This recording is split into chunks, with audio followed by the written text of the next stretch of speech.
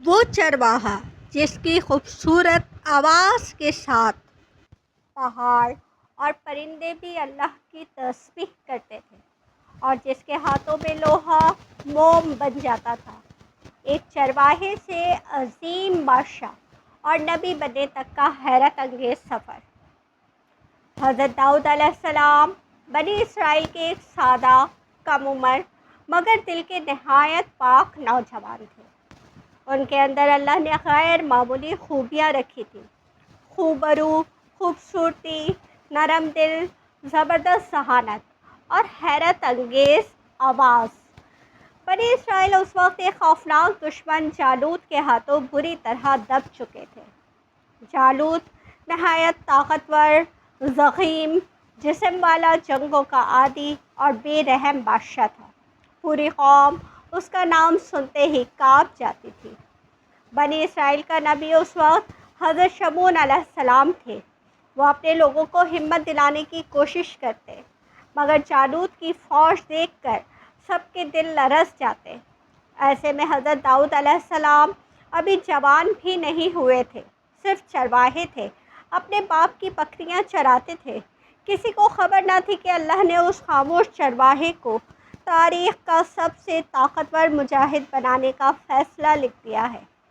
ایک دن بنی اسرائیل کی فوج جالوت کی فوج کے مقابل کھڑی ہوئی، لیکن کوئی بھی جالوت کے سامنے آنے کی ہمت نہیں کر رہا تھا۔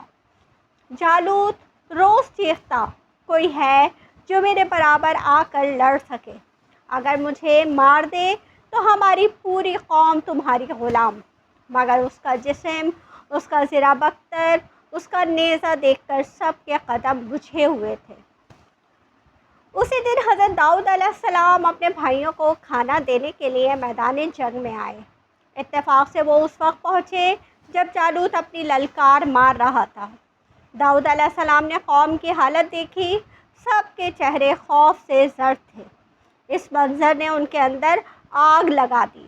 وہ سیدھا بنی اسرائیل کے بادشاہ طالوت کے پاس پہنچے اور کہا، مجھے جالوت سے لڑنے دیں۔ سب ہنس پڑے۔ کوئی کہتا، یہ لڑکا تو خود نیزہ نہیں اٹھا سکتا۔ کوئی کہتا، جالوت اسے ایک وار میں 2 ٹکڑے کر دے گا۔ مگر داؤد کے اندر ایک عجیب سا یقین تھا۔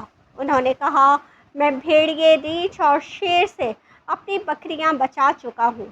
اللہ جس کی مدد کرے اس کے لیے کوئی دشمن بڑا نہیں۔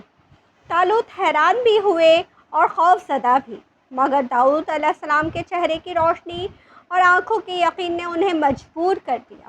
انہوں نے اپنی زرہ پہنانی چاہی، لیکن داؤد علیہ السلام کے لیے وہ بہت بھاری تھی۔ انہوں نے کہا، مجھے صرف اپنے رب پر بھروسہ ہے، اور ہاتھ میں اپنے چرواہے والی کوپنی اور چند چکنے پتھر لیے۔ 2 فوجیں تماشائی بن گئیں۔ ایک طرف جالوت جیسے پہاڑ کھڑا ہو، دوسری طرف داؤد ایک کم عمر چرواہا۔ جالوت نے داؤد کو دیکھ کر قہقہ لگایا، کیا تمہارے پاس مجھ سے لڑنے کے لیے یہی بچہ ہے؟ داؤد نے جواب دیا، میں تمہیں اللہ کے نام پر للکارتا ہوں۔ جالوت نے اپنی تلوار اٹھائی اور آگے بڑھا۔ اسی لمحے داؤد نے اپنی جیب سے ایک باریک مگر تیز پتھر نکالا، گوپنی میں رکھا، گھمایا اور بجلی کی رفتار سے پھینک دیا۔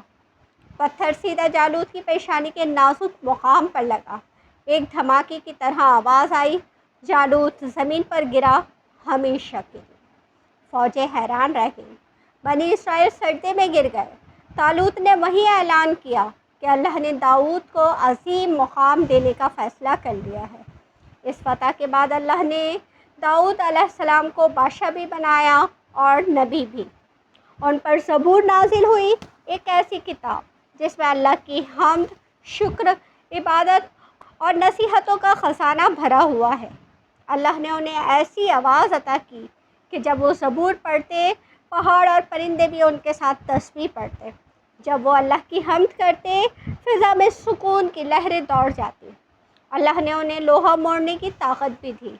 وہ ہاتھوں میں لوہا پکڑ کر نرم موم کی طرح شکلیں بنا لیتے، زرہ بختر تیار کرتے، جنگی سامان بناتے اور لوگوں کو رزق حلال کمانے کی تاکید کرتے۔ حضرت داؤد علیہ السلام عدل میں بھی مشہور تھے۔ ان کے فیصلے زمین پر اللہ کے نور کی طرح ہوتے، بے مثال، بے خطا اور حکمت سے بھرپور۔ یوں ایک چرواہے سے نبی اور نبی سے بادشاہ، داؤد علیہ السلام اللہ کے چنے ہوئے بندوں میں سے بن گئے۔ حضرت داؤد علیہ السلام کے بعد اللہ تعالیٰ نے ان کے بیٹے کو بھی ایک ایسی سلطنت اور معجزات عطا کیے جن کی مثال پوری انسانی تاریخ میں نہیں ملتی، یعنی حضرت سلیمان علیہ السلام۔ حضرت سلیمان علیہ السلام کی مکمل کہانی دیکھنے کے لیے میرے چینل کو ابھی سبسکرائب کریں اور بیل آئیکن کو دبا دیں۔ اللہ حافظ۔